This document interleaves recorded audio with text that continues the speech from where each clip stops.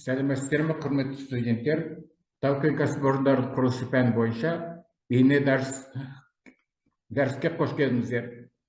Дәрісті жүргізуші Әбілқас Сағынтаев атындағы Қарағанды техникалық университеті пайдалы қазбалар кен орындарын қазба өндіру кафедрасының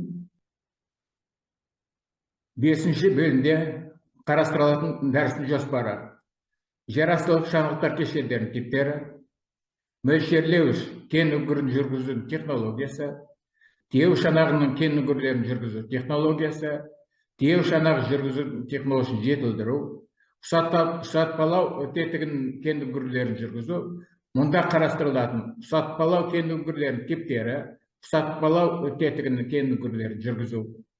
Сондай-ақ шанақтық жиынтықтарды жүргізуді жетілдірудің негізгі бағыттары және ұсынылатын әдебиеттер.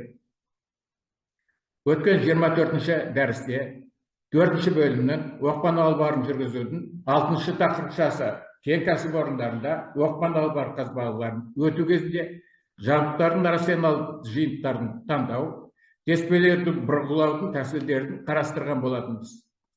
Бүгінгі 25-ші дәрісте 5-ші бөлімнің оқпанға жанастыра шанақтар кешендерін жүргізудің технологиясының 1-ші тақырыпшасын жерастылық шанақтар кешендерінің типтерін қарастырамыз.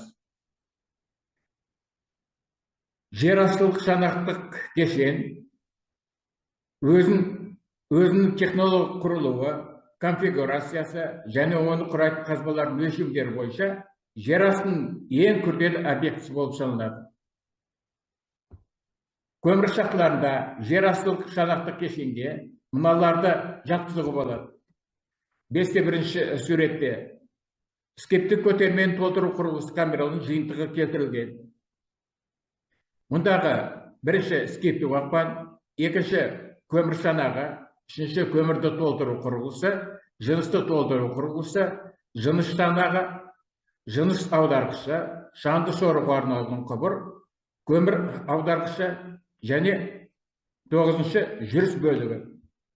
Ұвығы типті вагондардың жүктерін арналған аударғыш кен үңгірі немесе ұвығы типті вагондардан жүктерді шұңқырға босатуға арналған кен үңгір. Теу шанағы, мөлшерлеуіш кен үңгір. Көмір шахталарында жерастылық шанақтық кешенінің жалпы көлемі 200 метр кубтен 500 метр кубке дейін құрамы мүмкін. Өндірістік қуаты жоғары көмір шахталарында оқпан албарына біркелкі емес бағытталған жүк тасқындарын жақсарту үшін сыйымдылықтары үлкен теу шанақтардың болуы қажет.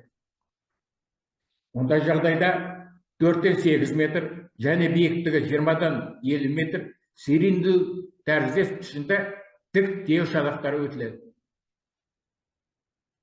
Шанақтың сыйымдылығы 600-ден 1000 метр куб, ал шетелдік тәжірибеде 2000-дан 3500 метр кубты құрайды. Тік шанақтарды қолдану, оны оқпан албарын жұмыс белгісінен жоғары орналастыруға мүмкіндік жасайды. Бұл оқпанның тереңдігін азайтуға, скепке түсіру кезінде скептен зұмтын төгілген көмірді тазалауға арналған жабдықтардың және басқа да жабдықтарды болдырмауға мүмкіндік жасайды.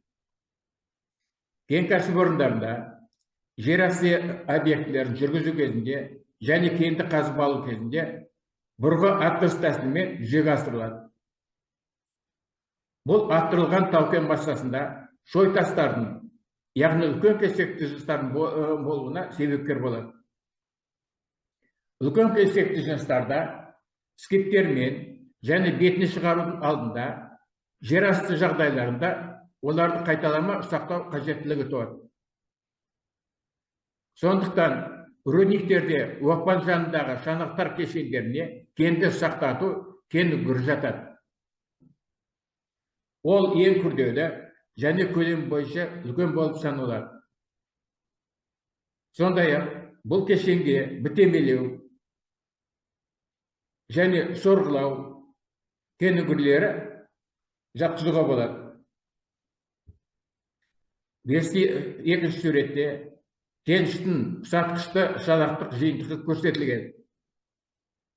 Мұндағы бірінші көлік қазбасы, екінші жолық, үшінші мөлшерлеуіштер, төртінші жеткізу қазбасы, бесінші пластикалық науаша, алтыншы жеткізуші науа, жетінші ысырмалар, сегізінші тиеу шанақтары, тоғызыншы тиеу шұңқырының кенігірі, 10-шы құрастыру қазбасы, 11-ші түсіру тесігі, 12-ші ұстату құрылғысы, 13-ші сорғылама камерасы, 14-ші пластикалық науаша, 15-ші бутовой камерасы, 16-ші колосникті илеуіш, 17-ші қабылдау шанағы, 18-ші секторлық ысырма, 19-ші шеңберлі аударғыш, 20-ші түсіру өрлемесі және 21-ші фильтрді құрайтын сорғылама камерасы келтірілген.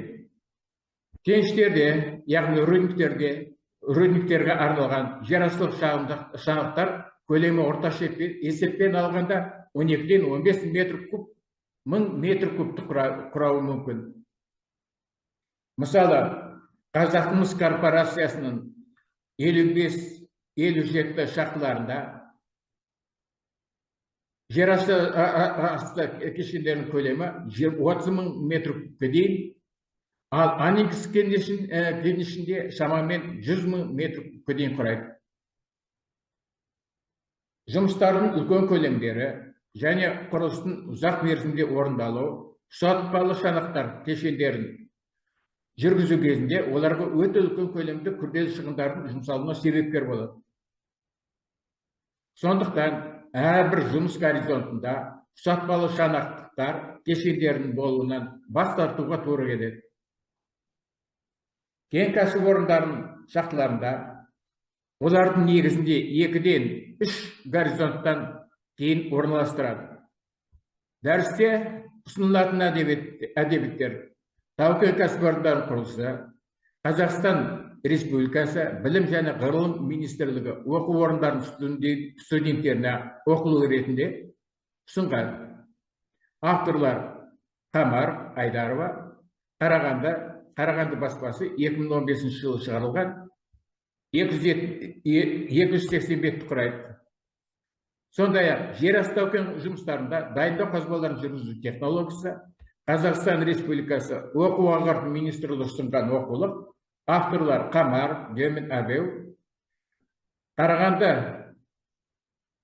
атындағы Әбілқас Сағынов атындағы Қарағанды техникалық университетінің баспасынан шығарылған, 2023 жыл 253 бетті құрайды.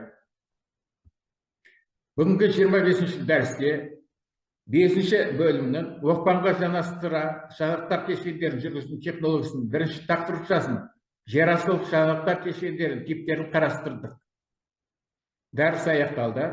Келесі 26-ші дәрісте 5-ші бөлімнің оқпанға жанастыра шанақтар кешендерін жүргізудің технологиясының екінші тақырыпшасын, мөлшерлеуіш кен өңдіру жүргізудің технологиясын қарастырамыз.